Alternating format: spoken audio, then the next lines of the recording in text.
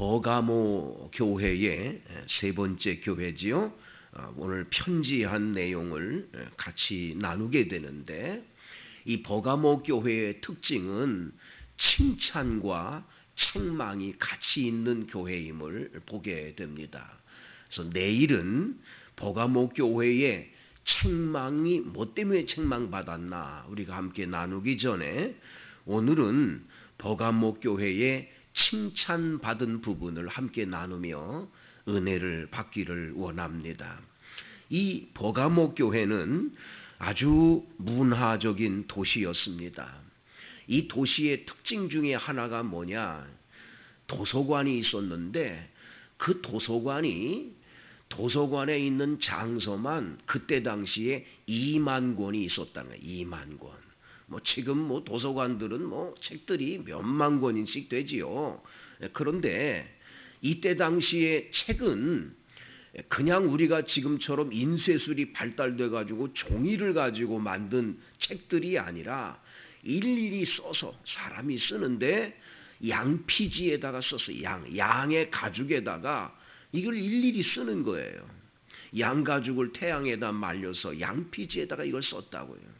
그래서 이 버가모라고 하는 뜻은 깊이 들여다보면 이 양피지라는 말과 비슷한 말이 있어요. 그렇기 때문에 이 버가모라고 하는 이 지역은 바로 이것으로 유명해요. 문화적으로 많은 분들이 책을 많이 읽고 지식적으로 뛰어난 그런 이곳이죠. 그러나 이곳은 한 가지 굉장히 아쉬운 게 있는 게 뭐냐? 이곳에 제우스 산당이라든지 이곳에 많은 그런 신당들이 있는 거예요. 그래서 이분들이 바로 이 버가모라고 하는 이 도시 안에 이러한 이 잘못된 이 문화, 우상 숭배의 문화가 굉장히 깊이 들어있는 그런 곳이에요. 그래서 여러분, 이 버가모라고 하는 곳에서 교회가 세워졌다. 참 대단한 일이지요. 어떻게 그런 우상이 막 범잡한 곳에서 이렇게 어떻게 교회가 세워져서 그 명맥을 이어갔는지 참 놀라운 거예요. 그래서 버가모 교회는 굉장히 정말 어려운 중에 믿음을 잘 지켜 나간 교회였음을 보게 됩니다. 오늘 12절을 한번 다 보세요. 버가모 교회의 사자에게 편지하라 하시고는 예수님이 나타나셔서 말씀하신 건데, 예수님 모습이 어떤 모습이냐? 좌우에 날선 검을 가지신 이가 이르시되 그랬어요.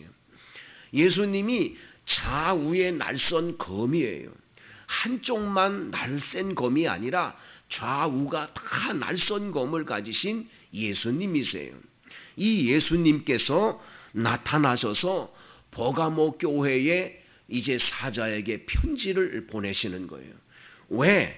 예수님께서 하필이면 좌우에 날선 검을 가지신 분으로 나타나냐 이거예요.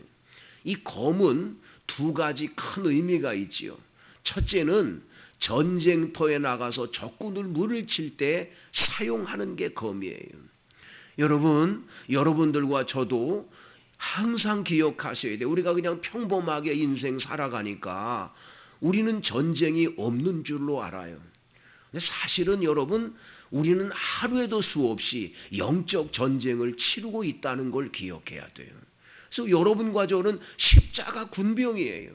여러분과 제가 지금 이렇게 세상에 살아가고 있는 동안에 사탄 마귀의 공격이 얼마나 많은지 몰라요. 수없이 그냥 끊임없이 와서 계속 우리를 공격하는 거예요. 우리가 이 사탄과의 이 영적 전쟁에서 이길 수 있는 유일한 힘이 뭐냐? 우리는 공격용 무기 하나만 가지고 있어요. 우리는 믿음의 방패를 가지고 나가는데, 그냥 계속 공격할 때 믿음의 방패로 막기만 하는 게 아니라 우리에게 주어진 검이 하나 있어요. 그것이 바로 말씀의 검인 줄로 믿습니다. 이 말씀은, 이 하나님의 말씀의 검은 좌우에 날선 어떤 검보다 예리해서 혼과 영과 및 관절과 골수를 찔러 쪼개는 그런 능력의 말씀이 바로 하나님 말씀인 거예요.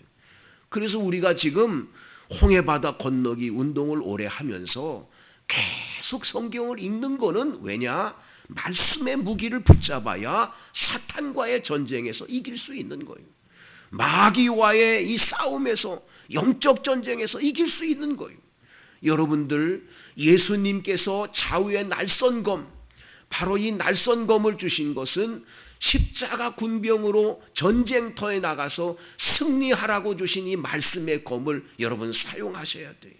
예수님도 40일 금식 기도하셨지요? 배가 고프셨겠지요. 40일 금식 얼마나 힘듭니까? 너무 이 금식이 힘드시니까. 그런데 사탄은 그 순간에 나타나는 거예요. 마귀가 나타나는 거예요. 예수님을 유혹하는 거예요. 야, 이 돌을 떡덩이가 돼서 먹어라. 너 배고프잖아. 계속 유혹하는 거예요. 여러분, 사탄은 그렇게 역사하는 거예요. 그때 예수님은 신명기 8장 3절 말씀을 가지는 거예요. 그냥 하나님 말씀을 그냥 암송하시는 거예요. 사람이 떡으로만 살 것이 아니요 하나님의 입에서 나오는 말씀으로 살 것이니라. 신명기 8장 3절을 그냥 암송하시는 거예요. 말씀이 무기니까 그 말씀으로 그냥 물리치시는 거예요. 여러분, 하나님의 말씀이 무기요, 무기. 이걸로 우리는 공격해서 악한 영과의 전쟁에서 승리하는 줄로 믿습니다. 말씀의 무기를 붙잡으시. 두 번째, 여러분, 좌우의 날선 검, 이 검을 가지고 주님은 우리를 수술시켜 주시는 거예요. 잘못된 부분을 주님께서는 다 수술시켜 주시는 거예요. 여러분, 의사가 들고 있는 칼은 메스라고 하죠. 메스. 그거 메스로 우리들의 도려내는 거예요. 암을 도려내고 나쁜 걸 다 도려내버려서 건강한 몸으로 바꾸는 일에 역사하는 거예요. 우리 주님께서는 버가모 교회가 다른 거 다 좋다. 그러는 너희들 수술 받아야 될 부분이 있다. 잘못된 부분이 있다. 주님 말씀으로 수술시켜 바르게 잡아주시는 거예요. 여러분, 하나님의 말씀은 이런 능력이 있는 줄로 믿습니다. 말씀의 이 예리한 검으로 우리들에게 끊임없이, 여러분들이 이런 새벽 기도에 나오거나 주일 예배를 드릴 때 어느 날 설교를 들었는데 하필이면 왜 목사님 저런 설교를 나한테 그렇게 가지고 내가 지금 기분 나빠 죽겠네, 막 그런 분들이 있어요.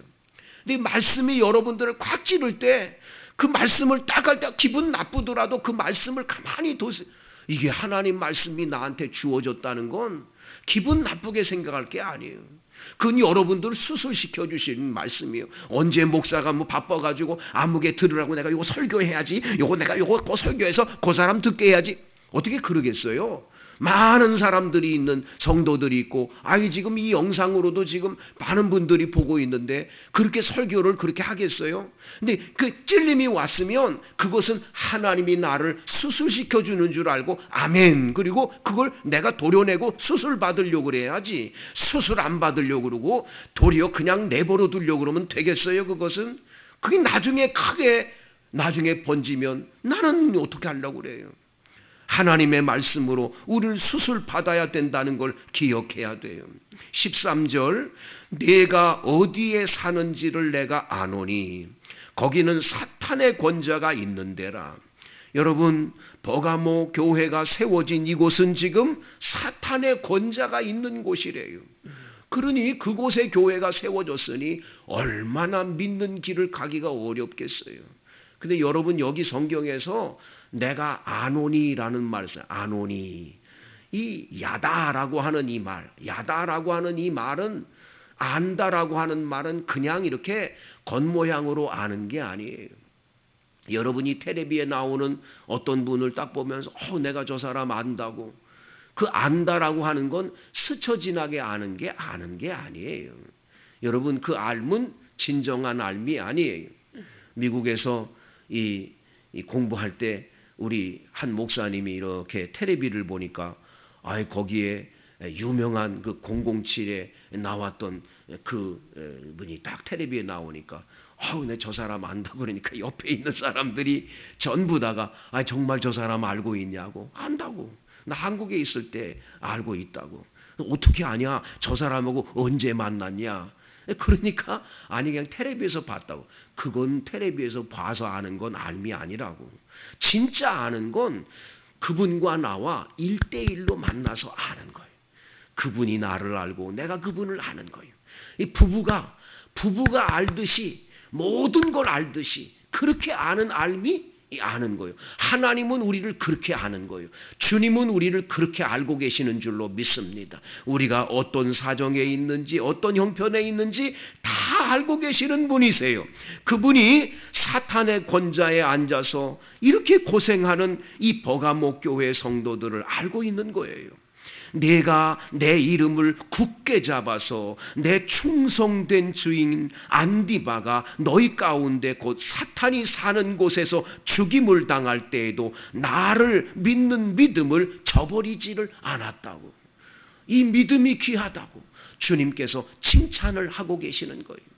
여러분, 이 사탄의 권자가 있는 이 버가모 교회에 안디바라고 하는 분이 담임 목사님으로 계셨어요. 근데 이 담임 목사님인 안디바를 붙들어 가서 나중에 이 안디바를 어떻게 죽였냐? 역사책에 보니까요, 큰 노스로 만든 이 송아지가 있는데 그 노스로 만든 송아지를 불을 떼워가지고 그냥 뜨겁게 이렇게 달군 거기에다가 이분을 얹혀가지고 데워서 죽게 되었어요. 순교를 당하는 것. 안디바가 그렇게 순교를 당했는데도 이 교회 교인들은 담임 목사님이 그렇게 순교를 당했는데 변치 않는 믿음을 갖는 거예요. 이 믿음은 뭘로 지켰냐? 오늘 성경 말씀에 두 가지예요. 내가 내 이름을 굳게 잡아서, 예수님 이름을 굳게 잡았어요. 다른 건 몰라도 예수님만 붙잡는 거예요. 여러분, 예수님의 이름을 붙잡는 게 중요한 거예요. 예수님의 이름을 붙잡음으로 이겨냈어요. 세상 사람이 아무리 뭐라도 나는 예수님 없인 못 살아요. 난 예수님밖에 없어요. 예수님, 나는 예수님밖에 없어요 하는 그 믿음이 귀한 믿음인 줄로 믿습니다. 여러분, 이 세상 이런 얘기 저런 얘기 많이 들려도요, 여러분들의 삶을 알고 계시고 여러분들에게 소망과 희망을 주는 분 예수님밖에 없어요.